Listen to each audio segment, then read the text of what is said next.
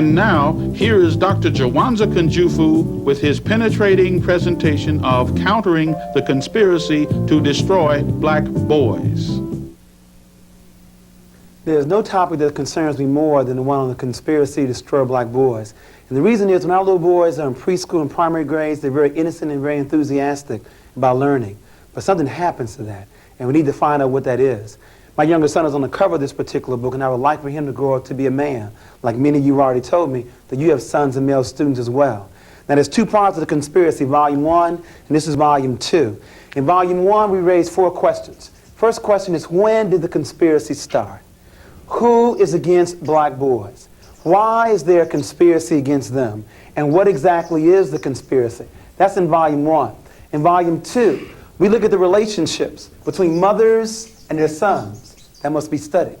We also must look at female teachers and black male students. That must also be studied. We must look at some case studies. In other words, many of us are doing a very good job developing black boys to be men. What is it that some of us are doing that others are not doing? And then last but not least, a program called the Rites of Passage into Manhood. See, it used to be we knew when black boys became men. But now many of us don't know when we're men. It's how much reefer we smoke, how much wine we drink, how many babies we make. Until black men spell it out to black boys what it means to be a man, this conspiracy will continue. But let's go back to Volume 1. When did it start? And as we begin to look at that, I want to also share with you why we call it a conspiracy to destroy black boys. You see, contrary to belief at birth, there are more black boys born in the world than there are girls. It's close, but it's 1.03 black boys born in the world to 1.0 black girls. Hear me clearly. At birth, black boys outnumber black girls 1.03 to 1.0. A brief 18 years later, it is now 1.0 available, and that's a key word, available black men, to 1.8 available black women. Almost 2 adult women for every 1 adult man. Now the only question that should be going through your minds right now is what happened? We keep raising the wrong question. We keep asking, why do black men hang on corners? Why do black men lack direction? Well, if you ask this question, you answer the question 18 to 30 years too late. It is not a conspiracy to destroy black men. It's a conspiracy to destroy black boys. If you destroy him as a boy, he'll never become a man. Not going to look around a room and tell you know where are they. If they are not available to black women, where are they? Call the roll. In jail, there are 329,000 brothers in prison right now. 1 of every 4 brothers will go to prison. Where else? Or death. There's numerous ways that we die. There's homicide, suicide, drugs, war, high blood pressure, and the leading killer among black men, lung cancer. Our love for cigarettes, especially cool. Smoke them all day long, die the exact same way. Cool. Where else? We have prison, death. What else to make us unavailable to black women? Yes, homosexuality. As you said earlier, 1 of every 9 men in this country are homosexual. Where else? Yes. Hospitalized, institutionalized. Okay, so institutionalization, and there's not only in terms of hospitals, but also mental institutions, and of course, when they get released, many times being homeless. There's still one other large popular area. Thimby? They marry white women. Okay, interracial marriages. Now I want to pause there for a moment, because you would think if anybody is going to marry outside the race, it would be black women. You got 2 black women for every 1 black man. But as Thimby pointed out, it's exactly the opposite. There are 164,000 interracial marriages, of which 116,000 are brothers. That means 48,000 sisters. It's almost a 2-to-1 ratio of black men to black women marrying outside the race. But remember, as you said in the earlier workshop, if the definition of beauty is light skin, long hair, and blue eyes, why stop with Renee, the light-skinned sister? Why not get you the real thing? There's some serious problems here. And then black men tell me, I can't find a black woman to understand me. You mean out of 20 million black women, you can't find one to understand you? You don't need a white woman, you need a psychiatrist. But that's another workshop on relationships. But I just want to share with you, we got some very serious problems. But to tease this audience, black women are tired of being by themselves. And in the earlier issue of Essence magazine, the article said, guess who's coming to dinner now? Black women are tired of being by themselves. In other words, brothers, you can't have it both ways. You can't have 2 black women to choose from and still marry a white woman. You can't have it both ways. Black women are tired of being by themselves. Now, that's with regards to the stats, why we wrote the book, because we saw the shortage of black men. But what we want to begin to find out is, when did it start? You see, it's called the fourth grade syndrome. Studies show that black boys may be the best students in the country up until the fourth grade. So we wanted to find out what your son, a male student, was doing at the beginning of the third grade, then at the end of the seventh grade, and then measure the progress. Let me give you 3 examples. We had a little boy 5 years ago on the Alpha reading test score at the 98th percentile in the country. In other words, a walking genius. That means only 2% male, female, white, or black had a higher score than he at the beginning of the third grade. At the end of 7th grade, the same boy now drops down to the 35th percentile. Engineer potential here, pimp or pusher now, scores should have improved 5 years, instead they only improved 1.3. 2 more examples. We had a little boy at the 92nd percentile. He dropped down to the 24th percentile, and his scores only improved 2.1. But let me give you the average example. We had a little boy at the 63rd percentile. He dropped down to the 4th percentile, and his score didn't improve a year, a month, a week, not even a day. There are 3 critical stages in black boys' development: infancy to 9, 9 to 13, and 13 to 18. You see, it's easy to see the negative behavior here when he's already dropped out, laid up on some street corner lacking direction. It's more difficult to see it around 9 years of age, when they begin to sit further in the back of the class, when they begin to ask less questions, when their ball becomes more important than their book, when they begin to cheat on their tests. We appeal to you to turn your sons and male students on early. Teach them how to read early. Teach them the beauty of being black and believing in God early. But many of us have waited, and we have waited almost too late to develop black boys to be men. You know what I'm getting at. America spends $2,300 on Head Start. They spend $38,000 on prison. If Reagan wanted to balance the budget, I can show you save about $36,000 per person. It's much easier to educate than it is to incarcerate. Now you raise the questions. How long do you stay in Head Start? Year? 2 years is the most? How long do you stay in prison? The rest of your life? Question number 1. Question number 2, does Head Start work? A 19-year study documents that Head Start works, but in prison, 85% of the inmates that get released go right back in. But as Jesse Jackson says, we have 2 choices. We can either send me to Penn State or to State Penn. It's your choice. We have got to find ways to intervene. Now, we have a whole workshop just on the fourth grade syndrome. I now want to ask you, what are some of the reasons you feel to explain why black students, especially black boys, were doing so well K through 3, and now scores declining in the intermediate and upper grades? What explains it? Yes? I think the learning style changes abruptly in 4th grade from what might have been more right brain activities in the primary grades into all of a sudden all left brain activities. Okay, so a change in learning styles or methodology from the teacher, from a holistic learning style to a left brain. Okay, very good. Any others? Yes? I think that there's a lot of rejection on the part of the female teachers in the classroom. And the rejection increases with the upper grades? Why do you think it increases? Because of the students, perhaps his natural makeup, hyperactivity and that sort of thing. And that may be increasing? Well, it may be increasing because we're now expecting them to stay in school or stay in a chair even longer. Okay. Any others that contribute to this fourth grade syndrome? We have a change in learning style. We have the teacher's outlook on the student. What else? Yes? The student becomes more culturally aware and differs significantly from the teacher often. Okay, so the child's now becoming more aware of their culture and racial identity. Okay, very good. Any others? The major reason you have not given yet, and maybe that's why this problem is still with us, Terry?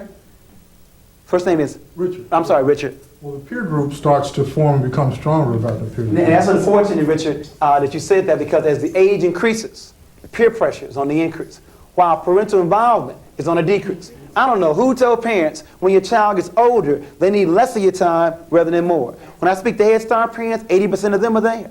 Elementary school, 30%. High school, almost a joke.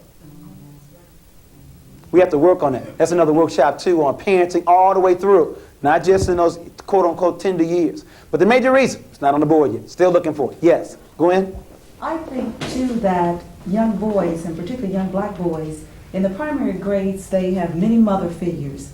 And they have very few men figures, and particularly black male figures. And I think it makes a big difference come grade 4. I agree with you wholeheartedly. I think it's the major reason. And let me now give my first position. I sincerely believe that only men can make boys men. Now don't misquote me. I didn't say that a single female parent or female teacher cannot rear or educate her child. But she need not do that by herself. What you call upon her father, her brother, an uncle, a male neighbor, a nephew, a co-worker. There needs to be some men in our children's lives. I want you to explain to me how a boy is going to grow up to be a man if he's never seen any. In order to be anything, you must see it first. Remember in the earlier workshop, and I'll go through this very quickly, from the University of Michigan, we wanted to find out what the major influence on children. We said 1950 it was home, school, church, peer group, and television. And then we gave you 1980. Home was still number 1, peer group in the number 2 position, television 3, school dropped down to number 4, church last on the list. Let's go back to my statement. My statement said that only men can make boys men. Now let's see where black boys are going to find men. Let's first of all look at his home. 62% of all black children live in a single-run household. It's a very good chance he will not find a man here. I'm going to hold off on the streets and drop down to television. Can you name me 5 positive adult black men on television outside the news? And you can't name Cosby because the show just started. Name me 5. Outside the news? No. Outside the news. Jefferson. And you better not say George Jefferson. So they find very few black male role models on television. Now let's drop down to the schools. 83% of all elementary school teachers are women. 95% of all teacher aides are women. And when do men teach? After the critical 4th grade, or they're in the upper grade, or they're the PE teacher, the janitor, or the principal. Very few before the 4th grade where black boys need them the most. And lastly, the church. Most young people, men, don't go to church. And the reason is we lie to them. First of all, we made Jesus Christ white. The man surely was not white. And we have a book called What Color Was Jesus to explain that. He had hair the texture of wool and feet the color of bronze. But secondly, the Lord's Prayer says on earth as it is in heaven. Young people and men want some action. They want some programs. If there are no programs in your church, they will see you later in heaven. As a result of not finding a man at home, few on television, few in school, and not wishing to attend church, the last place is the streets. And that's the problem. The streets do a very poor job making men. They do a better job making pimps, pushers, and a few basketball players. Their hero, Michael Jordan, has said there were 1 million brothers that won his job last year in the NBA. Of this 1 million, only 400,000 will even make it to play high school ball. Of this 400,000, only 4,000 will make it to play college ball. Of this 4,000, only 35 will go to the coveted NBA. Of this 35, only 7 start. And the average life in the NBA is 4 years. You got 1 million brothers looking for 7 full-time jobs that last 4 years.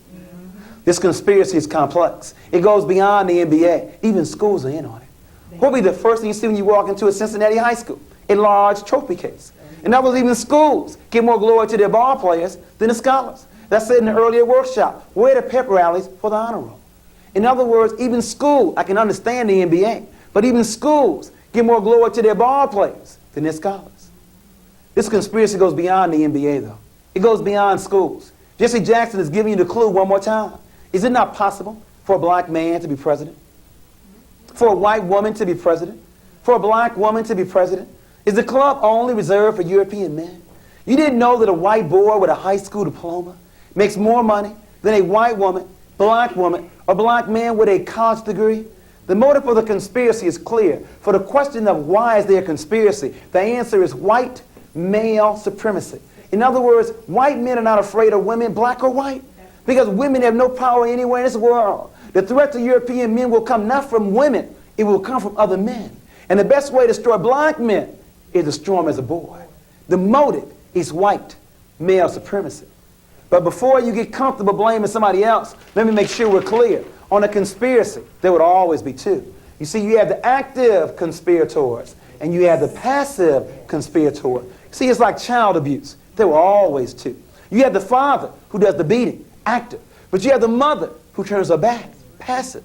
Isn't apathy, indifference, low expectations, buying hot goods in the black community, isn't that also part of a conspiracy? You have the active and you have the passive. In a conspiracy, there would always be 2. Let me now give you the starting lineup. We'll start with the active ones first and then move to the passive.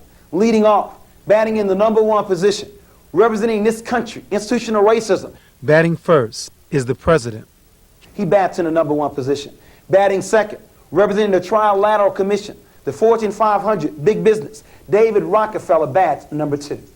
Batting third, representing the military complex. You didn't know, black people, 12% of the population. 1/3 of the military, and died 41% of the time in the Vietnam War. The chief of staff.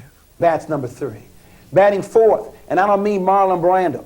I mean the real godfather. Drugs running rampant in the black community. Please don't deceive yourself. If America is the #1 power in the world, they could police their borders to stop the drug traffic. These men and what they represent intentionally want to make sure that black boys never grow up to be men. But remember, they got some help from some of us who really like black boys, who may even have black boys at home, just didn't know any better. And so we bat number 5 through 9. Batting 5th, not all, but some mothers who raise their daughters and love their sons. Batting 6th, some female teachers who don't understand that boys have different learning styles than girls. Batting 7th, representing the media in this country, shows like Gary Coleman and Webster. Shows that make me sick. Shows that illustrate that black men cannot raise intelligent black boys to be men. In other words, we need a white father for Gary Coleman and for Webster. It's all part of the media image. It goes all the way back to Tarzan, all the way back to Superman, all the way back to Rambo, to Rocky. All part of white male fantasy trying to control the world. It's all part of a scheme. Make sure you heard me. It's consistent with Superman, Tarzan, Santa Claus, the white father, all part of that scheme. Batting 8, the macho image, Mr. T, and we'll look at today someone like Prince or Magic Johnson or Isaiah Thomas. In other words, no need to study, just be macho, just be a superstar. In other words, Mr. T, Prince for entertainment, Isaiah Thomas the Magic for sports. And then last but not least, a black woman by the name of Kathy, who will do anything for a man, and a black man by the name of Willie, who does not feel good about himself. You see your faces right now. Who's Kathy? You have to stay to the end to find out who's who. The starting lineup: Reagan, Rock. No, you don't know who Willie is, though. We got a new theory for you now. We used to end with Donna and Kathy, but now we're going to give you the Eddie Willie theory. We have a new one. So we have we have Ronald Reagan, David Rockefeller, Caspar Weinberger, the Godfather, some others. I didn't say all, some. Some mothers, some female teachers, the media image, macho in sports, and Kathy and Willie. These people and what they represent, intentionally or subconsciously, want to make sure that black boys never grew up to be men. Let's now look at the active ones first. I want to make sure we start in the right place. The conspiracy did not start with black mothers. It started somewhere else. We must start where it began. It began with active conspirators. I want to now look at them first.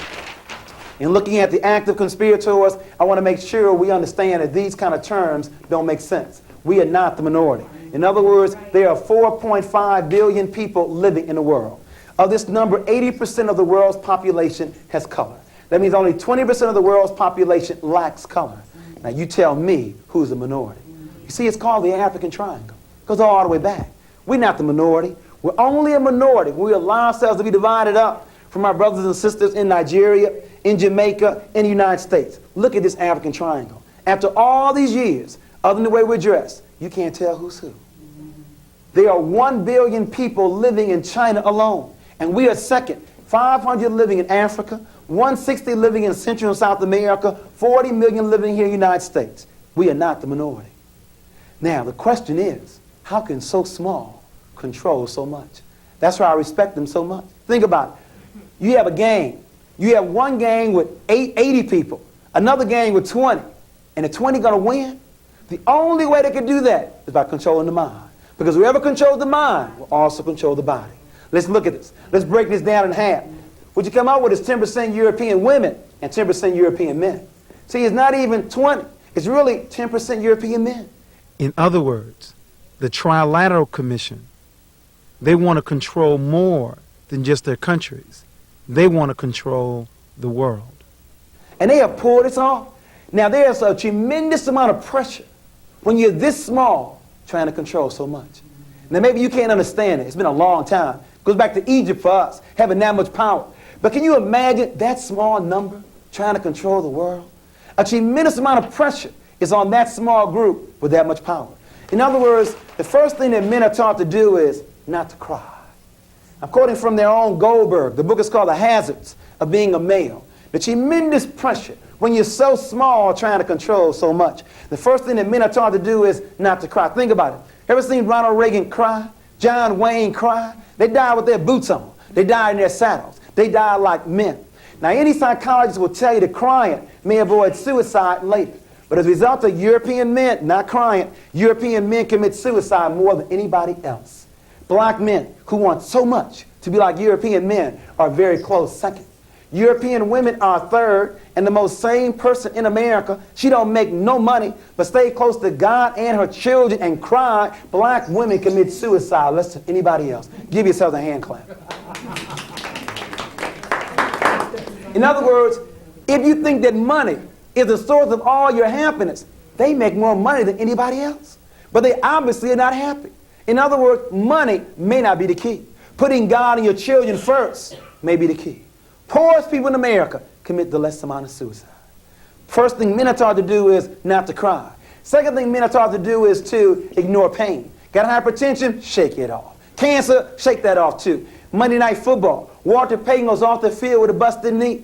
Comes back on a half hour later and Howard Cosell says, oh, what a man. The man was crazy to go back on the field. But you see, men are taught to be macho, to ignore pain. Not women. When women's finger bleeds, to the doctor's office. Women take care of themselves, but not men. You know it's gotten so bad that studies have now documented that when men are married, they live longer. That's an insult to my intelligence. It means that I cannot live long by myself. I got to leave my mama and go to my wife.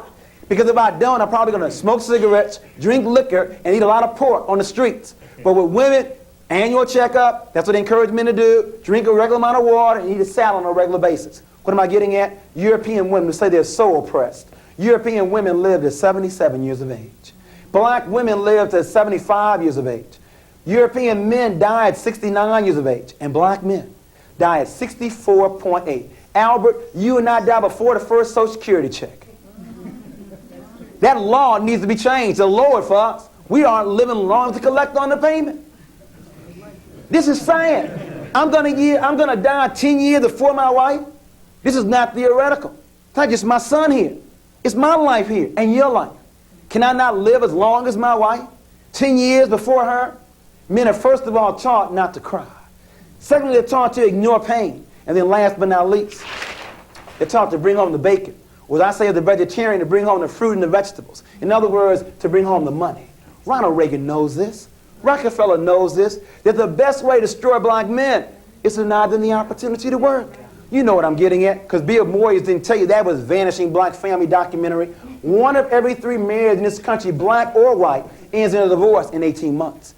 Now you see, it used to be if you got a divorce, something was wrong with you. But when you have a stat this high, something must be going on in our society. I now want to explain what that is. When America believed in agriculture, America believed in extended family. When America believed in the factory, industrialism, America believed in the nuclear family. But now that America believes in the computer, now America believes in a single-parent family. Make sure you see my analysis. When the economy changed, the family structure changed. There was more than love in these relationships. There was some money involved here. Our grandparents worked the fields together, had economic reason to stay together, and so they did. In a factory, man works in factory, woman takes care of children. Economic reason again to stay together. But in this new economy, where you now have women working just as much, if not more, than men, you now hear women telling men, I don't need you. Got my own job. Do what I want to do when I want to do it. And we are now doing it very well and by ourselves. You know the #1 song in America a couple years ago, Ain't Nothing Going On But the Rent. If you want to be with me, you got to have a J-O-B. It's all about money. All about money. When the economy changed, the family structure changed. And so now we have a lot of people making plenty of money and lonely. Have placed money before family. You see, black men want to do what white men do. Buy their family a house in the suburbs, 2 cars, and once a year go down to Orlando for Disney World on vacation. And when black men can't do that, they don't feel they're worthy enough to stay. Now you see, the problem is there are 2 responses black women can give to black men when they're out of work. Now the first response some women say is, well, if you ain't working, you got to go. If you ain't working, you got to go. That's the mistake. Because black men don't hire nor fire, nor control the means of production. Now, before black men say that's right, brother, you tell them, please, brothers, quit assuming that black women took our jobs away. Because black women also do not hire nor fire. We are being played off against each other for some crumbs. We recommend the second response. For black women to say to that man, well, if you ain't working, can you at least go back to school? Can you at least learn a skill? Or at least make dinner or wash dishes while I'm gone? But the problem is there are very few black men that look to black women for a definition of manhood. Black men, as I said earlier, want to do what white men do. And that means be the breadwinner. What I'm getting at is, we're going to have to redefine what it means to be a man. Because if being a man means being the provider, with 25% of black men out of work, that's a suicidal definition. You see, if I lose my job tomorrow, I'm still a man. As long as I'm responsible, treat my wife correctly, raise my children, that's responsibility. I'm not going to allow my employer to reduce my masculinity. I need to define what being a man is. And I think it's a perfect balance between the mental, the spiritual, and the physical. Not being a breadwinner, but a balance between the mental, physical, and the spiritual. Isn't it interesting? You have two black men. Both lose their jobs. One black man resorts to crime, leaves his home. He's been reduced by the society. The other black man sells newspapers, sells peanuts, does whatever he can to take care of his family. Same economic situation, but a different set of values. We have to work on that. A new definition can resolve this problem. I'm not belittling money. You have to have money living in America, but that's not the criteria for manhood. Boys make babies. Men take care of them. That's the definition.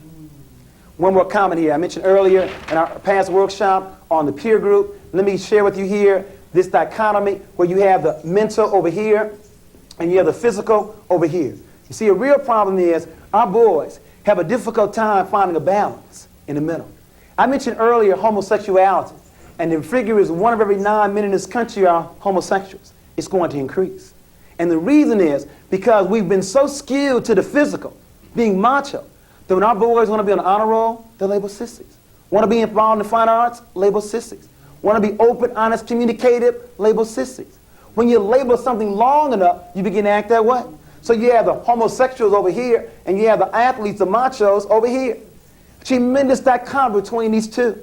We have got to find some men that can teach black boys and Hispanic boys the balance between the physical and the mental. There's simply too much pressure over here. It's hard to find the balance, and women can't teach this. Only a man can do this. We need more black men who can do both of these areas. Physically balanced and mentally balanced. And spiritual in the middle. Comments, questions about what is a man? We've been looking at male behavior. Any comments or questions? Yes, Gwen? Explain what you meant by saying women raise their daughters. We're coming to that, Gwen. Matter of fact, I think it's probably the next point. Matter of fact, it is. Praise the Lord. Let's go to the next point. See, we were looking at the active conspirators, and we were looking at what the effect that causes on us in terms of male behavior. And we may not be able to control or to change Reagan, Rockefeller, Weinberger, but your question we can change. We can look at some mothers. And I said some, not all. The rumor is that some mothers raise their daughters and love their sons. My boy always loved his mama. 40 years of age, still went home with you. That needs to stop. Your boy is not yours. He is a future husband, a future father, and needs to be raised that way. Now, what do I mean by raised? Teach your son how to cook, to make up his own bed, to clean up his own bathtub ring because you raised your daughter. On the honor roll, every marking period. Goes to church with you every Sunday, and she can cook, sew, iron, and clean all, but then we have your son. Ain't never seen an honor roll. He plays basketball all evening long. Never goes to church and can't boil a hot dog. The rumor is we have some, not all, raising their daughters and loving their sons. Now, I know the historical reason. The historical reason is our societies always try to destroy black men. The lynchings. So black mothers always want to overprotect their sons. What's the reason today? I know the KKK is on the rise, but what's the reason today? Is it because your own black man didn't stay? You now replaced your man with your son? Your son is not yours. He's a future husband, a future father, and needs to be raised that way. Quit telling these 9-year-old boys they the man of the house. Ain't no 9-year-old boy ready to be no man of the house. But because you told him that, he now begins to wonder. When you then bring over your man for the evening, Mom, I thought I was the man of the house. Why are you bringing him over? You can't have it both ways. If he's going to be the man of the house, quit bringing your boyfriend over on Saturday nights. You know what's sad, though? These brothers think what they can do with their mamas, they can do with their teacher, Yes. their coach, and everybody else. In other words, living at home with you in a $100 pair of gym shoes, $80 pair of a Gucci handbag.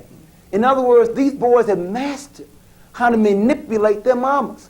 And they think what they can do with you, they can do with everybody else. Only to find out what you let them get away with, no one else does. In other words, 90% of all teenage pregnancy programs counsel the women. We have teenage pregnancy running rampant. But as far as the last time I looked, it took 2 to make a baby. But 90% of the programs let the brothers off the hook. The real question is, who is going to teach black boys to be responsible? And you don't start when he makes a baby. In other words, the real question is, who's going to teach black boys to be responsible for his personal hygiene, for his clothes, for his chores, for his room, for his siblings, for his allowance, for his studies, for his toys, for his schedule, and then his sex life. You don't start responsibility at 16. It starts very early. For example, when I was growing up, my father opened up a mutual fund account for me. And every year on my birthday, he explained to me, this is how much money you have in your account. But if you make a baby, all your money is going to take care of your child. Should it be any different? If I enjoy making it, shouldn't I also take care of it? So my oldest son, who was 15, I've been doing the same thing with him, the 9-year-old and the 15-year-old. So he told me last year, he said, Daddy, this money looks so good to me, I've just decided I'm not ever making me a baby. I'm keeping all my money to myself. But the point is, the boy understands responsibility. He understands if I make a baby, you will take care of it. There are mothers who know their son impregnated some girl on the same block, and they say, well, you know, boys will be boys. Yeah. They will be whatever you let them be. Yeah. I want to pause now. Explain this. Why are some mothers raising their daughters and loving their sons? Did you grow up in a household where you did more work if you're the sister than your brothers did? Why is that? And you know what else I believe? I believe that child rearing has a lot to determine in marriage. In other words, marrying a mama's boy is a very critical mistake. Because they can always go back to their mamas. Son, your room is just the way it always was. Got your favorite pound of cake whenever you want to get there. It is terrible marrying a mama's boy. Comments. It's my water break. Give me some feedback on mothers with their sons. What do you think of my analysis? It's devastating. It's on target. Any other concerns about mothers and their sons? The boys will be boys is real bad. Right. That's exactly where you keep them as boys. Right. Where you teach them to be responsible, they will grow up to be men. Well, more apt to be anyway. Mm-hmm. But a lot of mothers. You know, the shortage of men in the church, that can be corrected by taking our sons to church.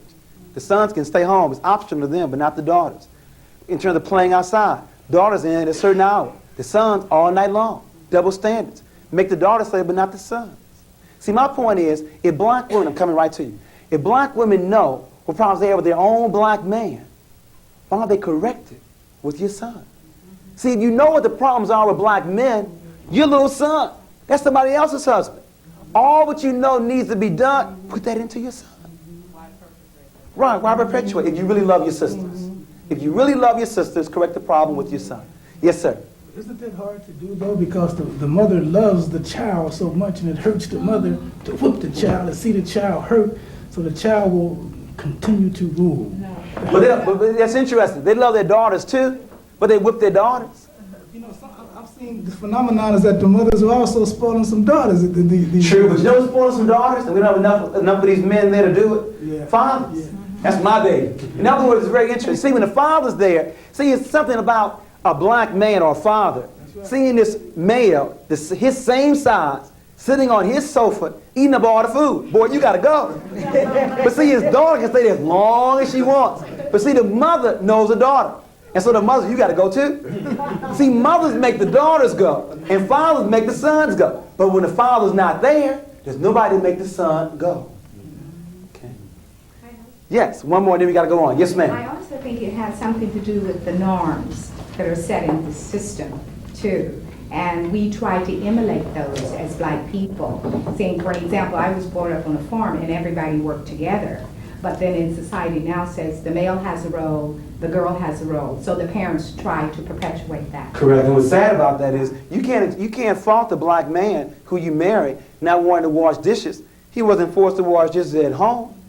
So you can't fault him when he marries you. You have to teach him early. Have to teach him early. Teach him early. Next issue, female teachers. We're also very concerned about female teachers. Remember, the exact percentage is 83% in the elementary grades.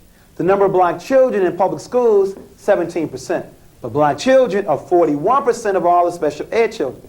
Now 17 doesn't equal 41. LD, learning disabled, EMR, educable mentally retarded, BD, behavior disorder. It gets worse. If a black child is going to be labeled special ed, 85% of the time it's going to be a black boy. Why is it not 50-50 black boy, black girl? Well, the reason may not be with just black children, Bill Moyers and Patrick Monahan. It may be up here at the top. It may be that female teachers may not know that boys are different than girls. You all didn't know that, didn't you? That boys are different than girls. I only want the women to answer. The men know they're different. I want to now hear the women to share with us what are some of the differences between boys and girls in the classroom. Because only when you know what the differences are can you then change your methodology to meet the needs of their learning styles. Yes? Boys are generally more active, more inquisitive. Okay, so boys are more active. What else? They're more physical. More physical. Okay, more aggressive. What else? Come on now, you all got the boys explain what they do. I think. Go ahead. I think the boys are more egotistical. Okay, so a large ego. Large Okay. ego, and you have to play Got a on good that. group. Any others? They're not quite as willing to please either as little girls. Okay, so less cooperative. And we just want to add a few more because of time. To reinforce, we found the boys are more aggressive, are more athletically inclined, have a shorter attention span, a slower maturation rate, as you said, are less cooperative, are larger than the girls, influenced more by their peer group, more advanced gross motor than fine motor, not as neat as girls, are louder than girls, like wearing hats on their heads, have a different walk, have a larger ego, and last but not least, play the dozens more than girls. Do you know how many teachers, especially white teachers, white female teachers, don't know what the dozens are? Don't know what signifying is? Now remember, we live in a world controlled by men. Males want to find out who's the best, or as they say, who's the baddest. Now remember, in school the rule is you can't fight, but they still want to find out who's the best. They create a new game called dozens, signifying. It is a verbal word game of the most prized person in the black community. Now, who is the most prized person in the black community? Your mama. We're going to talk about your mama right now. I saw your mama on the railroad track, looked at her and said, ooh, get back. It's a verbal word game. Now, the game is designed, it's a verbal word game of the most prized person, your mama. Now, if you break down and start fighting, you getting kicked out of school, so I automatically win. If you break down and start crying, again, I automatically win.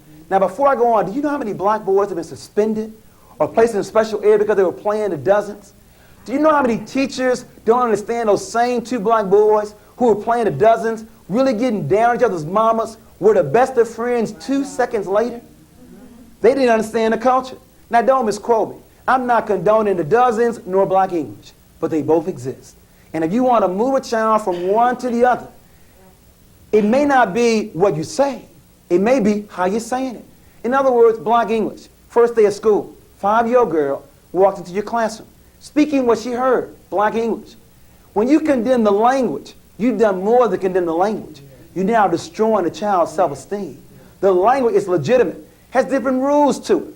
It exists, legitimate rules to it. And if you want to move a child from black English to standardized English, you don't condemn him. You make him feel good where he is. If you went on Albert, there are some skills at playing the dozens. I'm a former teacher, and I had some very good dozen players. There are some skills at playing the dozens. First of all, you have to have an expanding vocabulary. You have to have the ability to make words rhyme. You have to have quick thinking skills. You have to be comfortable with public speaking. And I knew that. So I used to tell Willie, my best student, Willie, if you were that good playing the dozens, making words rhyme, vocabulary, all the like, I want you to be the MC at all my programs. I want you in my drama department or my spelling bee team. In other words, I stroked him. I made him feel good where he was. And then he was willing to give me those skills in my classroom. But the real issue is, do we let these boys know we respect their culture? Because if you condemn it, they will fight you every step of the way. And you know what else they will do? They will also fight you in what we call the showdown. The showdown between black boys and female teachers. You see, black boys don't know when they're men, and black men have not made it clear to them when they become men. So they think taking a female teacher one-on-one is going to make them a man, especially around 4th grade. From 4th grade on, they want to find out who's in charge of the class. It's called a showdown. There are numerous options in the showdown between a black male and a female teacher.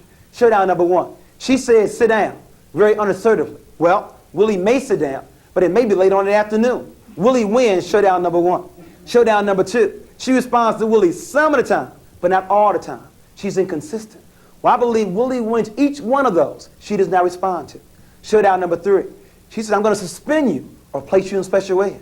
Well, he may lose to the assistant principal or special ed placement, but he did not do what she said. He wins showdown number 3. Showdown number 4. She says very assertively, sit down now. You know how the good ones do it? They look at you. Strong eye contact. They look you back in line. And she wins showdown number 4. Showdown number 5. She responds to Willie each and every time. She's consistent. And she's winning each one of those showdowns. Then the last one. A friend of mine in Chicago told me she had a boy who thought he was so bad, he was not going to stand up. He was going to run to class sitting down. He's going to make her nervous. He's going to look at her and smile at her. So every time Audrey looked at him, he looked back and smiled. But then Audrey would look back with the same strength and smile. This went on all day long. Willie looked and smiled. Audrey would look back and smile. At the end of class, so many words, Willie came to Audrey and said, okay, I understand that you are in charge of this class. But the reason is she's done 3 things well. She, first of all, loves him, and he knows that. She respects him, and he knows that. And she also respects his culture, and he knows that. Because of that, there is no showdown, because he knows that she is in charge of the class. What I'm getting at, to return back to this, if you know that boys have a shorter attention span, what should that do to your lesson? Make it shorter or make it more interesting? If you understand that boys are more advanced gross motor than fine motor, what should you allow more in your classroom? More hands-on learning activities. In other words, my point is, if you understand that boys have different learning styles, rather than taking them out of your class and put them in special ed, why don't you alter your learning styles, your methodology? But you know what's saying? Most principals know that 5% of their teachers make over 30% of the referrals. If that's the case, why remove the child? Why don't you remove the teacher? How is the child doing so well in 3rd grade with a good teacher and now labeled EMR in 4th grade? It may not be the child. It may be the teacher. It's really a shame we can't stay on this longer on learning styles. Hyperactivity, that's a value judgment. If you know what hyper is, God must have told you what normal is. Hyper is a value judgment. It may not be that blind boys are hyperactive. It may be the lesson plans are simply too slow. Think about that the next time you want to place a child in special ed. Some other issues. I want to wrap up with regards to what is the conspiracy to destroy black boys. I believe the conspiracy is made up of white male supremacy, institutional racism, lack of black male role models, the male socialization process, parental apathy and double standards, low teacher expectations, a female-designed classroom, a distorted media, and an influential peer group. In terms of the question of what is the conspiracy, I know you can't take all those down the way I gave them to you, so please read the book. I won't repeat them again, but those are the major factors that make up what is the conspiracy to destroy black boys. Male supremacy, institutional racism, lack of male role models, male socialization process, parental apathy, raising their daughters and loving their sons, low teacher expectations, a female-designed classroom, a distorted media, and an influential peer group. Now what I want to begin to look at is, what can the home do to stop the conspiracy to destroy black boys? It's not enough to describe it. Remember, the book is called Countering the Conspiracy to Destroy Black Boys. I want to look at it from the home, from the classroom, from the community, and then we'll give you the Donna Willie theory, or the Donna Cathy theory and the Eddie Willie theory. In terms of the home, in order to stop this conspiracy, we must first of all become aware of it. I believe the first way to solve any problem is to know the problem exists, to study. We have got to study more. And then we, especially women, have got to admit that boys need role models, especially male role models. And after we admit that, then we need to identify some male role models that will play that kind of position with our boys. And please don't lie to me and say you don't know any. In other words, on your block, in your extended family, where you work at, please don't say you don't know at least one positive black male. In other words, just because the biological father is not there, does not mean there's not some other black men available. We believe in extended family concept. We also want you to set a contract on what this man will do with your son on an ongoing, regular basis. And for the fathers, please quit taking your sons only to the ball game and to the zoo. It's amazing. Fathers take their sons to the zoo and to a ball game. But when it's time to go to the grocery store or to the barber shop, go with your mama. In other words, I believe that black boys learn an awful lot by seeing you in very natural situations. At the oil change, at the barber shop, just talking smack on the street. So please quit thinking that you can only interact with your children in some child-centered activities. They need to see what you do on an ongoing, regular basis. We must also work on black boys' fine motor development. In other words, early on in kindergarten, we're labeling black boys as being behind because the girls work with crayons, pencils, and scissors. The boys have been working with trucks. We have to work on black boys' fine motor development. We also have to work on a non-sexist household. In other words, teach your son how to cook, how to sew, how to clean. We also recommend you teach your son sex education and before 12 years of age. The studies show we're teaching children sex ed after they've already started. It should be before, not after. They've already made a baby after 12 and 13. We have to work on that. We must also monitor the peer group. You know, good parents have always done a number of things well with the peer group. First of all, good parents know who their children's friends are. They invite them over to get to know them better. And many times parents program the peer group to make sure their child runs with the right group. My parents enrolled me on a track team. I had to run cross country, indoor, and outdoor track. Rather than running around a gang, they had me running around a track. My parents did that intentionally to make sure. Good parents also monitor television. TV cannot be turned on by itself. Quit blaming the television set. We must also look at us. And then last but not least, we must listen to our children. Many times they tell me, my parents don't listen to me. That's why the peer group is winning. The peer group listens. Many times we don't. You know, the average father only spends 7 minutes with his children. The average mother, 34 minutes. That's a tragedy. But if that's all you're spending, make sure it's quality time. Make sure you're listening to them. We recommend these strategies for the home. For the school, we recommend the following. First of all, again, we always believe in study. We must first of all become aware there's a conspiracy to destroy black boys. After that, we must increase male teachers. My first desire is to increase male staff. My second one would be those in the upper grades, at least for 1 year, to teach in the lower grades. In other words, what I recommend is that we have more black men before 4th grade, or at least in the intermediate division. In addition to that, if we cannot get this, we want more black role models coming into the school. If we cannot get them on staff, the least we can do is invite black men in. I encourage black men to volunteer in your local school because the men are not there, so we need to have you there. In addition to that, we also want to change, the symbol for change is the triangle, to change the methodology, to begin to use a right brain learning activities. In other words, more hands-on learning objects in terms of fine arts, artifacts, pictures, and the like.